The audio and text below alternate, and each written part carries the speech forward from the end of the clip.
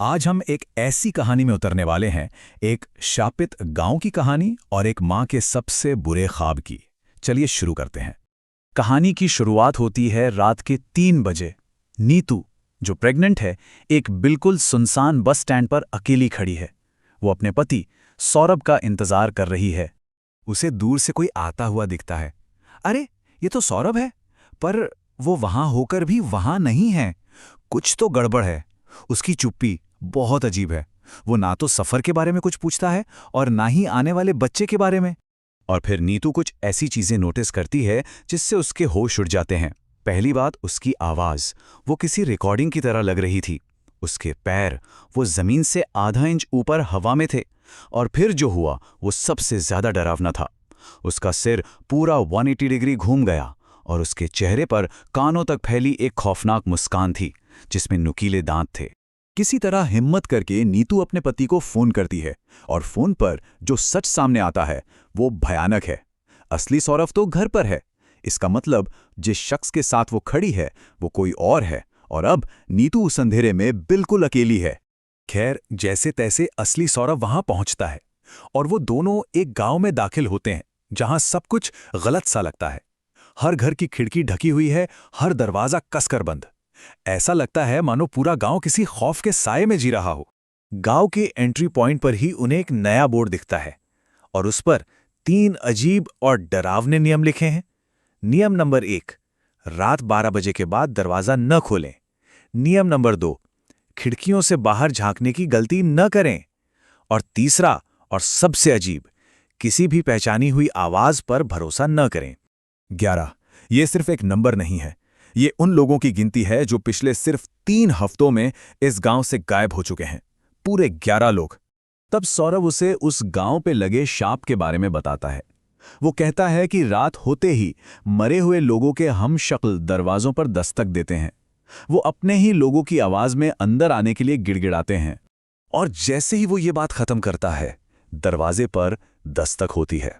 बाहर से एक जानी पहचानी आवाज आती है। ये सौरभ की मां की आवाज है। वही मां जिनकी मौत 2 साल पहले हो चुकी है। वो कह रही है, सौरभ बेटा, दरवाजा खोल, मैं हूं तेरी मां, मुझे बहुत डर लग रहा है। तो ये सब हो क्या रहा है? इसका जवाब मिलता है अगले दिन, जब गांव की एक बुजुर्ग दादी कौशल्या इस पूरे खौफ की जड़ के बारे में बताती हैं। बात है 20 साल पुरानी। सरला नाम की एक प्रेग्नेंट औरत की बस गांव के पास खराब हो गई थी। उसी रात अकेले ही बच्चे को जन्म देते हुए उसकी और उसके अजन्मे बच्चे दोनों की मौत हो गई। और उसी दर्दनाक मौत ने एक ऐसी आत्मा को जन्म दिया जो बदला चाहती है। एक ऐसी आत्मा जो एक जिंदा बच्चे को अपना कहने के लिए तरस रही है। हाँ, तो अब इस कहानी का सबसे दिलचस्प हिस्सा आता है। सरला की एक बहुत बड़ी कमजोरी है। वो किसी भी शक्ल में आ सकती है, किसी की भी आवाज निकाल सकती है, लेकिन वो किसी घर में तब तक नहीं घुस सकती जब तक उसे अंदर बुलाया न जाए। और इसीलिए वो ये साइकोलॉजिकल गेम्स खेलती है, अपनों का भेष धरकर। और ये सुनते ही नीतू के दिमाग में सारी कड़ियां जुड़ जाती हैं। वो प्रेत बस जो उसे इस गांव तक लाई, वो सरला ने ही भेजी थी। और बस स्टैंड पर जो हमशक्ल मिला था, उसने उस आत्मा का एक हिस्सा नीतू के अजन्मे बच्चे के अंदर डाल दिया है। मतलब वो दरवाजे पर दस्तक नहीं दे रही, वो तो पहले से ही अंदर है। दादी कौशल्या बताती हैं कि अब बच्चे को बचाने का सिर्फ एक ही रास्ता बचा है। नीतू को उस आत्मा का सामना करना होगा। उसी पुरानी वीरान बस में जहां सरला की आत्मा आज भी भटकती है। ठीक रात के 3 बजे नीतू का सामना सरला से होता है, पर वो किसी डरावने भूत की तरह नहीं, बल्कि एक दुखी मां के रूप में सामने आती है। वो अपने 20 सालों का दर्द और अकेलापन बयान करती है और पूछती है, मुझे बस एक बच्चा चाहिए जो मुझे मां कह सके। क्या मैं बहुत ज्यादा मांग रही हूं? सरला अपना आखिरी दाव खेलती है। वो नीतू की अपनी मां का रूप ले लेती है। लेकिन इस बार नीतू नहीं टूटती। वो सारी हिम्मत जुटाकर कहती है, तुम मेरी मां नहीं हो। बस यही वो शब्द थे। ये सुनते ही एक जोर की चीख के साथ वो आत्मा गायब हो जाती है। नीतू को अपने पेट में जो अजीब सी ठंडक महसूस हो रही थी वो भी चली जाती है। और तभी उसके बच्चे की एक किक उसे बताती है कि अब वो और उसका बच्चा दोनों महफूज हैं। 1 महीना बीत जाता है। नीतू एक प्यारी सी स्वस्थ बच्ची को जन्म देती है। गांव में भी वो डरावनी घटनाएं होनी बंद हो गई हैं।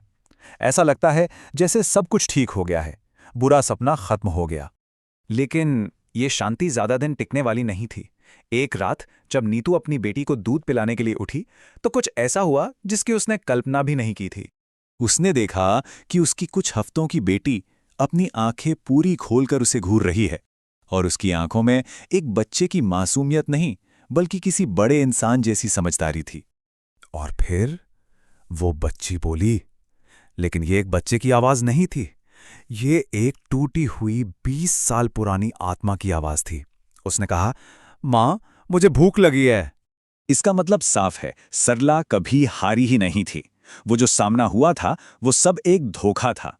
उसने बस नीतू को ये यकीन दिलाया कि वो जीत गई है ताकि नीतू अपनी बच्ची को लेकर बेफिक्र हो जाए। और यही इस कहानी का असली खौफ है। सबसे खतरनाक दुश्मन वो होता है जो आपको यकीन दिला दे कि आप सुरक्षित हैं। अब सवाल यह है कि उस दुश्मन से कैसे लड़ा जाए जिसे आप खुद ही अपने अंदर पनाह दे चुके हैं।